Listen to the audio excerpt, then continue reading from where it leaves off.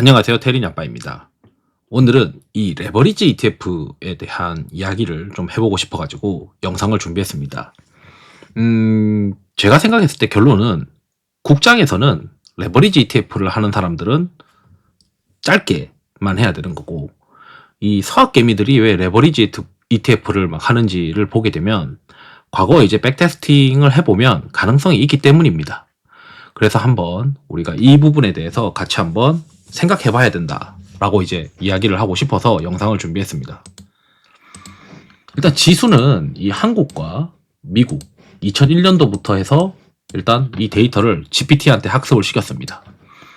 그래서 이제 학습을 시키고 얘가 이제 데이터를 이제 주는데, 제가 이제 요청한 건 뭐냐면, 야, 나는 한국 시트에서 이 레버리지를 장기적으로 투자를 하면은 불리하다는 증거를 찾고 싶고, 미국 시트에서도 레버리지 두 배와 3배, 이게 이제 했을 때, 불리하다는 걸 찾고 싶다. 그래서 지가 이제 데이터를 재정렬 한 다음에 이제 이걸 테스트를 해봅니다.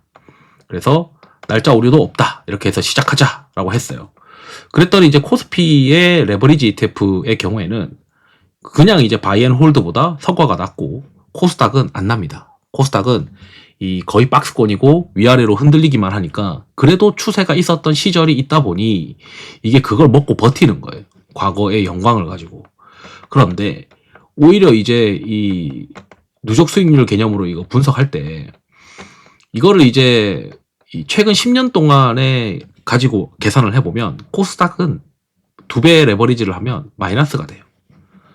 코스피의 경우에도 최근 10년을 보게 되면 코스피의 수익률보다는 뭐 나오진 않습니다. 그래서 이게 추세가 꾸준해야만 성과가 난다라고 일단 개념을 가지게 된다면, 코스피나 코스닥은 굉장히 시크리컬한 종목들이 많이 있기 때문에 레버리지 ETF나 이런 것들을 장투해봐야 답이 없다라는 거예요. 국장은 안 됩니다. 과거 기준으로 보게 되면. 그럼 S&P 500의 기준으로 또는 나스닥의 기준으로 한번 도전을 해보게 됩니다. 여기서 보게 되면 각각의 구간에서 압도적인 수익률이 나오는 거는 확실히 레버리지입니다. 왜냐하면 이쪽 시장은 추세가 생기기 때문이에요. 그래서 제가 요거를 가지고 전체 수익률이 있고 2배 레버리지, 그리고 3배 레버리지의 경우에는 나스닥이 오히려 성과가 떨어집니다. 그러니까 2배까지는 괜찮은 거예요. 그리고 최근 10년 동안을 보게 되면 나스닥이 굉장히 불장이었기 때문에 3배 레버리지가 성과가 있습니다. S&P 500의 경우에도 2배와 3배가 있는데, 3배 레버리지는 이게 누적 수익률이 장기적으로는 별로예요. 최근 10년 동안은 미국 시장이 불장이었기 때문에 3배 레버리지는 그래도 성과가 있었다라고 해석이 가능해요. 그래서 결국은 추세가 있는 구간에서 국장에서는 그렇게 성과가 없지만 미국에서는 오히려 레버리지가 장기 수익률을 가지고 있습니다. 그러면 이게 이제 단순 누적 수익률 경우에서 미국 시장은 그 명확한 우상향 추세가 있다고 하면 미국 시장에서는 레버리지를 써도 됩니다. 장기 투자 가능해요.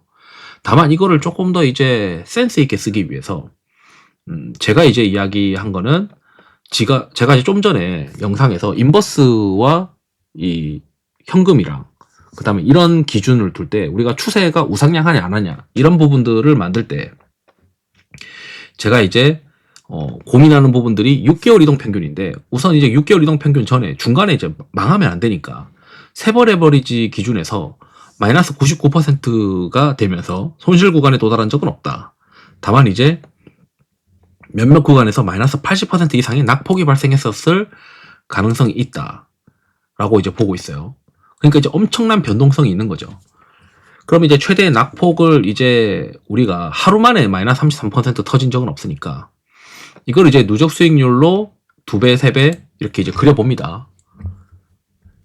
이제 그려보면은 당연히 이제 그 3배는 이제 안 좋고 이제 2배 정도까지는 효과 있는데, 그래서 제가 이제 이야기한 거는 어떻게 이제 해보자 라고 했냐면 6개월 이동 평균보다 위에 있으면은 투자를 하고 그 다음에 이제 밑에 있으면 투자를 하지 말자. 요건 이제 최근 10년이에요. 최근 10년은 당연히 추세가 우상향하니까 위에 있는 이제 레버리지 투자들이 바이 앤 홀드보다 성과가 있고, 여기 이제 한국 시장은 성과가 없다. 이런 식으로 보시면 됩니다. 그래서 추세가 필요한데 미국의 레버리지 투자를 6개월 이동평균 위에 있을 때 레버리지 투자를 하고 6개월 이동평균 아래에 있을 때는 투자를 하지 않는 방법으로 누적 수익률을 그래프를 처음부터 끝까지 10년 동안 처음부터 끝까지와 또는 10년 동안 그려보라 했는데 그냥 일단 이거는 최근 10년만 그린 거예요. 엄청나게 이제 성과가 나는 거죠. 그래서 최근 10년을 기준으로 보게 되면 CAGR이랑 MDD를 제가 이제 다 해달라고 했어요. 그래서 무조건 보유했을 때 나스닥 3배에서 전체 기간의 CAGR과 6개월 전략의 CAGR 그리고 6개월 이동평균의 최근 10년간 CAGR가 여기 보게 되면은 무조건 보유 대비해서 굉장히 압도한 성과가 나옵니다. 그래서 결국은 뭐냐? 그 미국의 어떤 나스닥이나 S&P 비슷할 거라고 보고 있는데 6개월 이동평균보다 높은 구간에 투자를 하는 게 맥시멈 드로우도 낮출 수 있고 3분의 1 수준으로 낮출 수 있고 수익률도 극대화시킬 수 있다 라고 이제 이해하시면 좋을 것 같고 그래서 2배 수익률은 좀 더 안전한 어떤 MDD가 나오게 됩니다. 한 57.1%라서 이제 뭐 덜 짜릿하긴 하는데 그래서 이제 우리가 어떤 기준을 가지고 필터를 걸고 2배, 3배 레버리지를 쓰는 전략을 만약에 일부 한다고 할 때 국장에서는 절대 안 되고 나스닥에서만 가능합니다. 그래서 그 한국의 어떤 서학개미들은 이게 국장에서는 레버리지가 안 되지만 나스닥과 S&P에서는 본능적으로 이 레버리지 전략이 가능하다라고 하는 걸 인지를 하고 있고 좀 더 센스 있는 사람들은 내가 이제 필터를 걸어서 일정 구간에서는 레버리지를 쓰지 않는다.